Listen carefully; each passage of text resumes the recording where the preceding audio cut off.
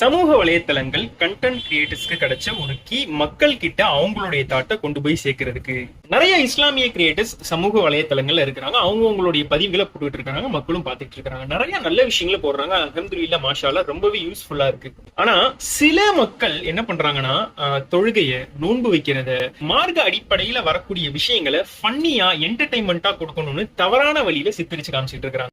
மார்க்க அடிப்படையில நம்ம நிறைய விஷயங்களை நம்ம சமுதாய மக்களுக்கு சொல்லலாம். அது மட்டும் இல்லாம இஸ்லாமியர்களுக்கு கடமையாக்கப்பட்ட நன்மையை ஏவி தீமையை தடுங்கள்ன்ற ஒரு கான்செப்ட்ல நிறைய விஷயங்களை சொல்லலாம். நிறைய தவறுகளை நம்ம எதிர்த்து கேட்கலாம். இஸ்லாமியர்களான நம்மளே நம்மளுடைய மார்க்கத்தையும் மார்க்க அடிப்படையிலான செய்யக்கூடிய சில விஷயங்களை கிண்டல் பண்ணி காமிச்சா அது நல்லா இருக்குமா சொல்லுங்க? உலகத்துல எவ்வளவோ பிரச்சனைகள் போய்கிட்டு இருக்கு. காசால எவ்வளவு மக்கள் இறந்துகிட்டு இருக்கிறாங்க.